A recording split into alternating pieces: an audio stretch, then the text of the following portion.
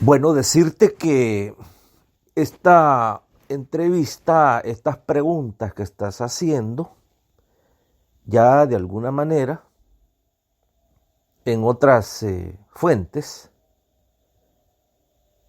las habíamos respondido.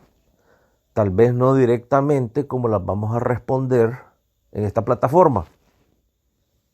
Porque resulta que la gente, el salvadoreño, de a pie, ese salvadoreño normal, ese salvadoreño que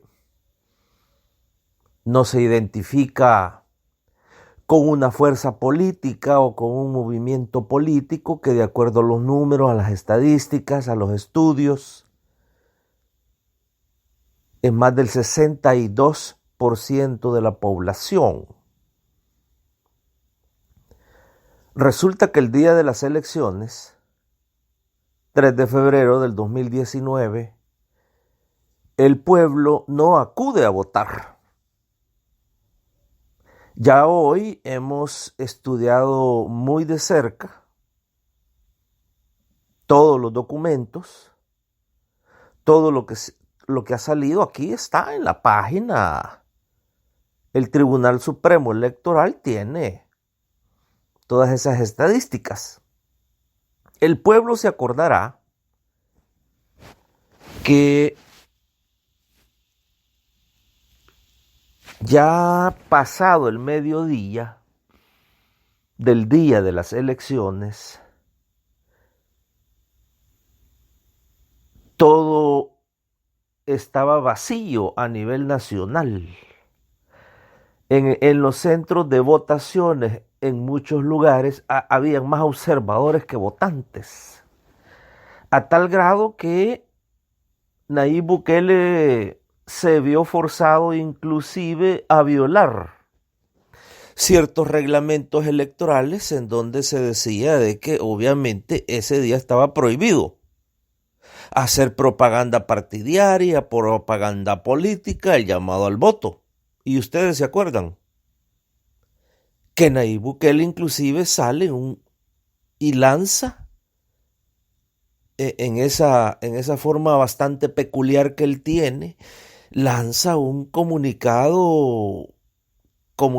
conferencia de prensa a todo el pueblo a pedirle, a exigirle, a demandarle, a rogarle que saliera a votar,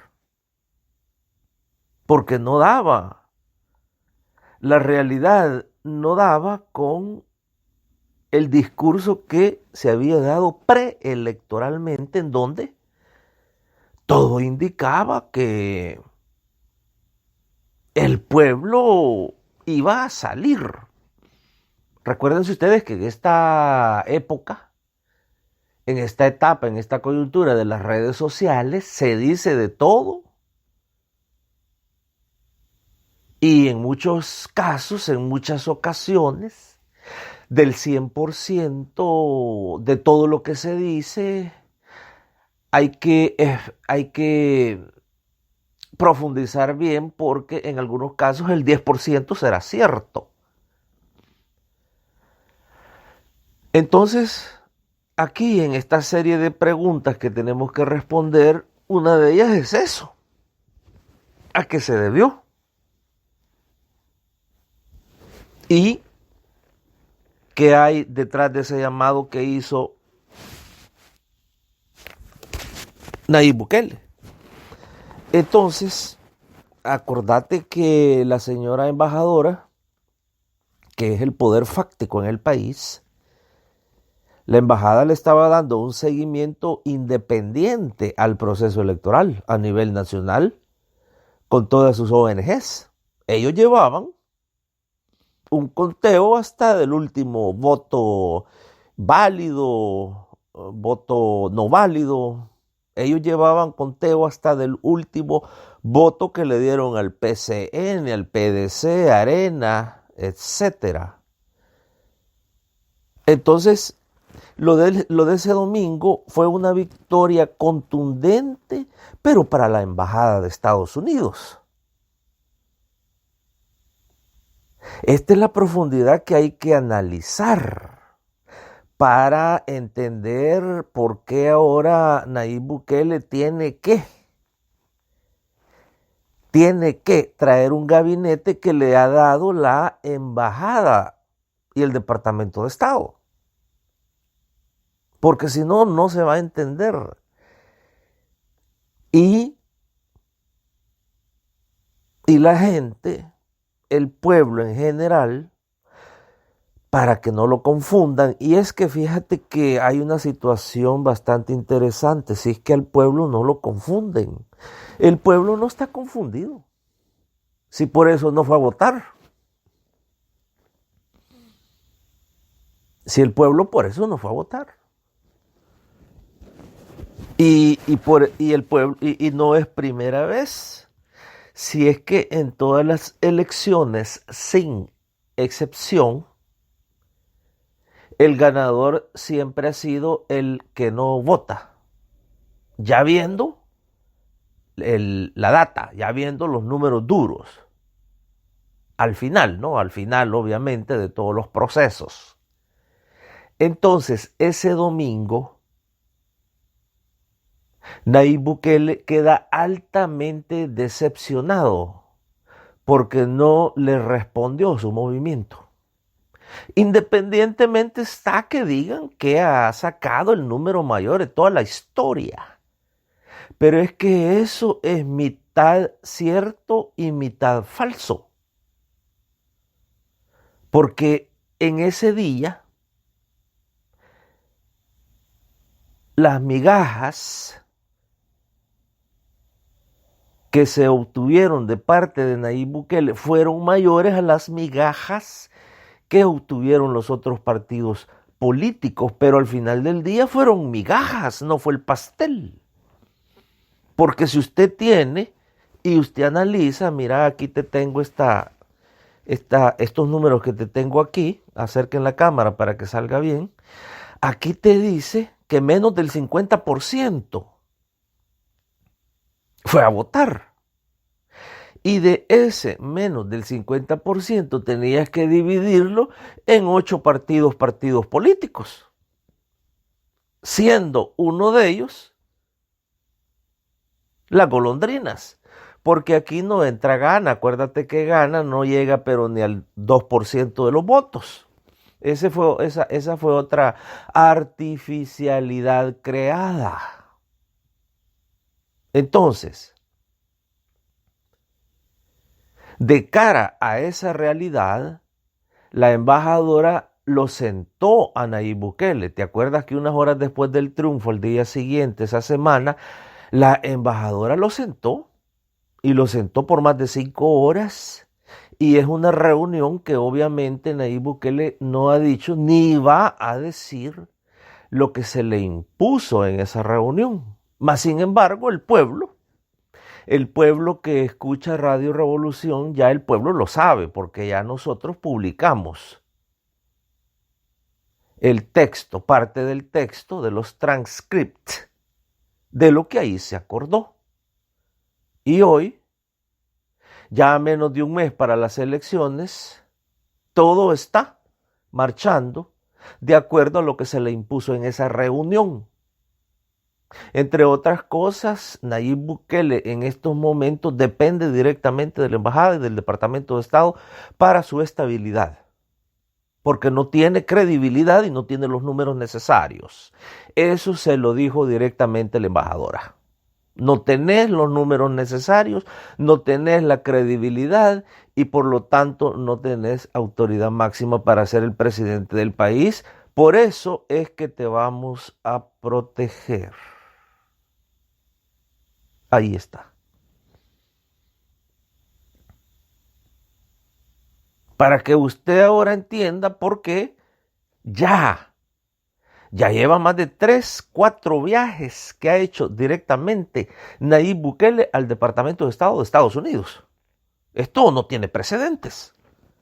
Esto no tiene precedentes, pero ni en la época de la ultraderecha arena. A unos meses después del triunfo, Alfredo Cristiani, Calderón Sol, Francisco Flores, Saca, no habían hecho todos estos viajes al Departamento de Estado de Estados Unidos, con la señora embajadora sentados a la par de ellos. No lo había hecho. Ahora, ¿qué es lo que va a pasar? El Salvador va hacia una radicalización, ultra radicalización del modelo neoliberal. ¿Cómo es esto? Aquí tenemos teóricos que han radicalizado el modelo neoliberal y pueden decir, pero es que El Salvador es el país más privatizado de la región. Es cierto.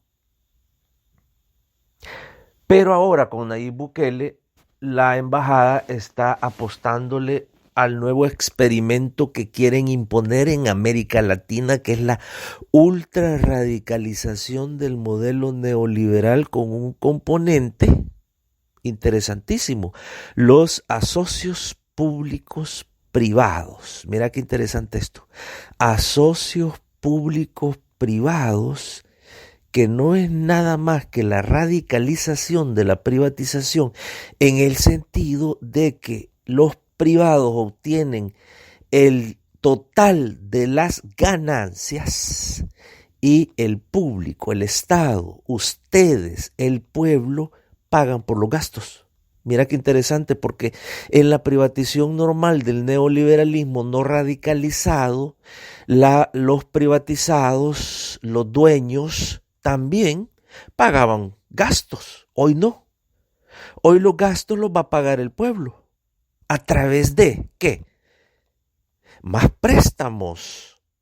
Es que esta es parte de la ultra radicalización del modelo neoliberal que Estados Unidos ve ahora la oportunidad única en América Latina, oí bien, única en América Latina, para imponer este modelo, y la persona idónea y más perfecta que han encontrado se llama Nayib Bukele, quien ya se les hincó y les dijo que no hay ningún problema.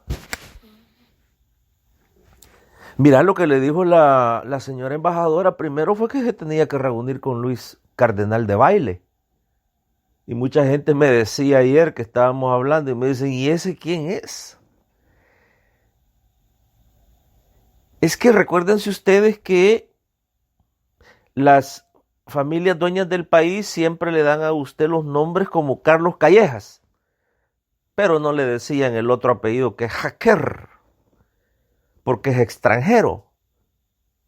Luis Cardenal solo se lo dan así, aún sabiendo que Cardenal es de origen nicaragüense, pero no le dan el otro apellido.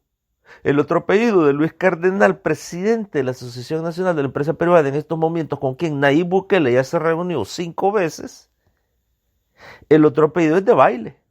¿Se acuerda usted? Anastasio Somoza de Baile. La ultrarradicalización del neoliberalismo en El Salvador viene peligrosísimamente a quedarse, y va a depender ya de la gente. Pero la embajada ya le prometió a Nayib Bukele que estarán con él. Por eso que fíjense que la señora embajadora sale dando declaraciones y ahora lo está haciendo todo público. Dice, no, aquí con Nayib Bukele va a ser con el mejor que vamos a trabajar en los últimos tiempos. Y van a traer más gente del Departamento de Estado. Ya empezó con la canciller. Acuérdense que esta señora canciller trabaja y es empleada del Departamento de Estado. Ha trabajado con el Departamento de Estado. Es fake news cuando le dicen que tiene experiencia en la OEA, que tiene experiencia en la ONU. Esta señora es empleada del Departamento de Estado de Estados Unidos de América, en donde la han mandado algunas veces a hacer fotocopias a las oficinas de la OEA